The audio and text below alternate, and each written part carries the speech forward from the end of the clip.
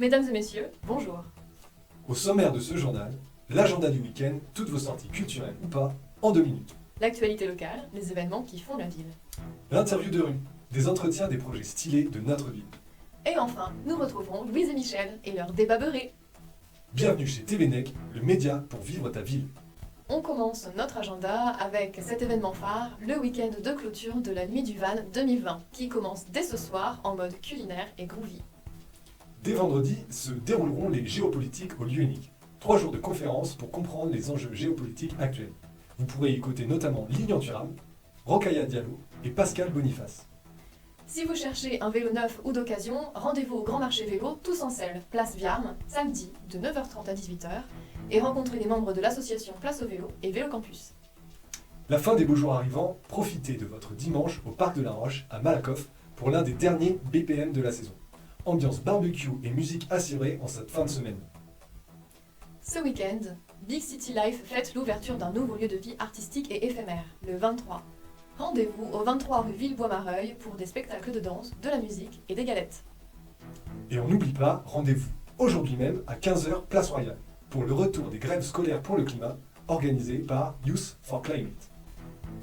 Et maintenant, l'actualité de la semaine. Une chaîne YouTube nantaise se lance dès aujourd'hui. Il s'agit de TVNEC, une chaîne impulsée par des membres de Nantes en commun. Ils disent vouloir présenter l'information locale et de façon neutre. C'est une chaîne qui volera bientôt de ses propres ailes. Nous leur souhaitons bonne chance.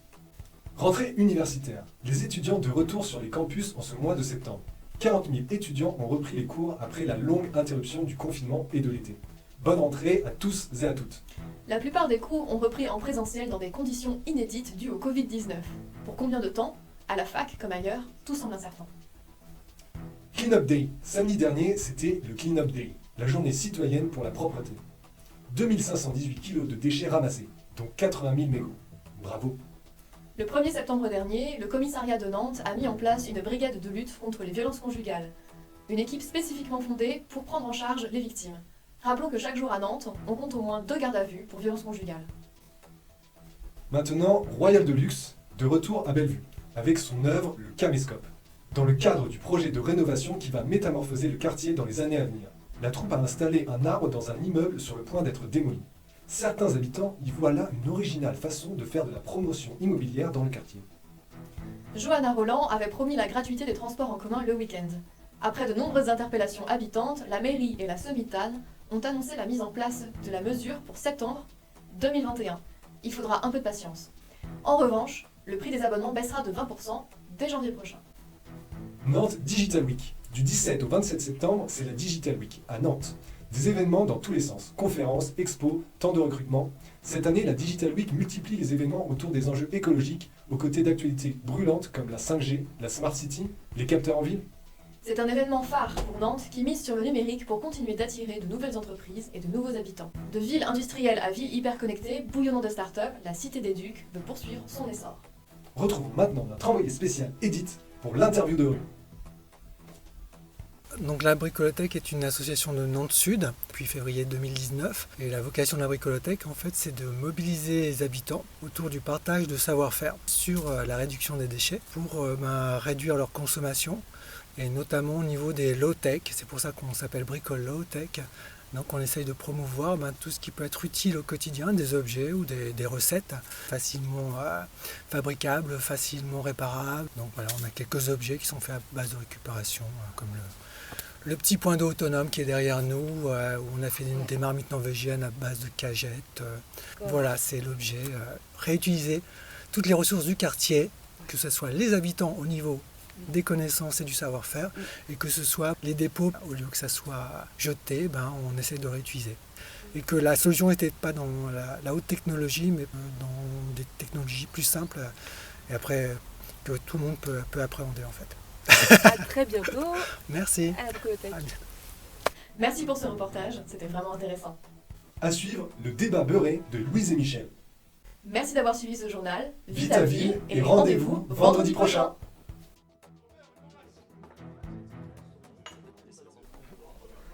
Coucou. Salut, ça va? Ça va et toi? Bien. Bon alors, c'était quoi ton idée pour la vidéo? En fait, ça serait de faire une espèce de question-débat au début, à la fin de la vidéo. Une petite question-débat de 2-3 minutes.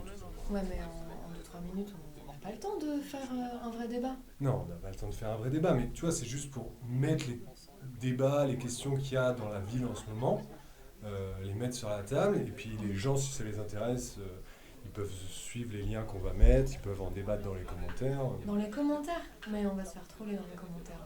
Non, il y a toujours des trolls, mais moi je connais des chaînes YouTube scientifiques où il y a des débats hyper constructifs, ça se passe super bien, les gens restent polis, franchement. Ouais. Bon, faut voir avec l'équipe de TVNet. 2 hours later.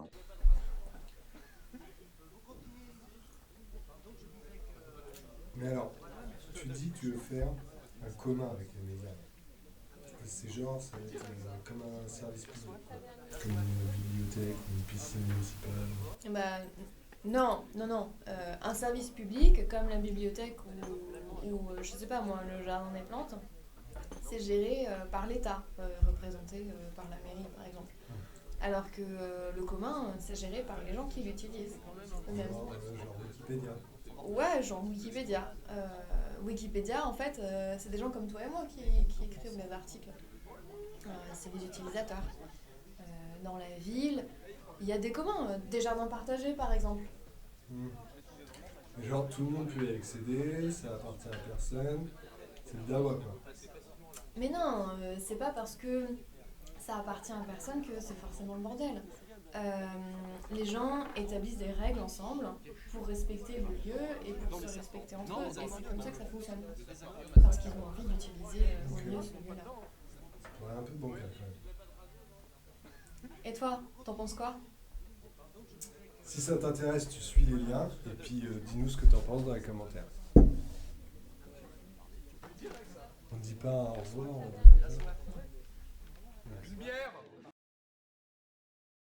Si t'es encore là, c'est que t'as suivi la vidéo jusqu'au bout. Et ça, c'est cool. Bon, c'est notre première vidéo. Alors comme t'as pu le voir, on a pas mal de problèmes à régler. Le son, la lumière, le montage, c'est des trucs qu'on est en train d'apprendre.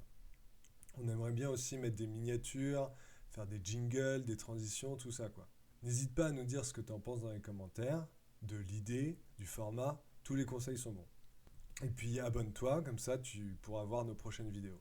Au plus tard, on se revoit la semaine prochaine, alors prends soin de toi et à très vite. Ciao, bye. Salut les piou-piou. Celle-là elle est parfaite. Salut les petits lus. C'était pas mal. C'est mignon. Salut les petits lus. Salut les petits lus. Parce que c'est Louise et Michel et qu'on est beurrés.